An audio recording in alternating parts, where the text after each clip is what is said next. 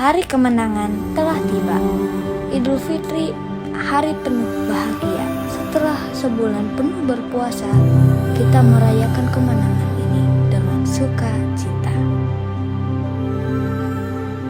Dengan hati yang bersih dan suci, kita meminta maaf dan memulai kembali, menghapus segala kesalahan dan dosa, menyambut hari baru dengan penuh harapan.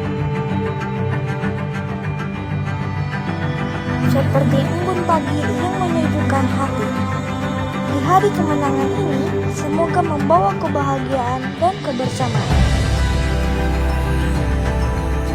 Mohon maaf lahir dan batin atas segala kesalahan.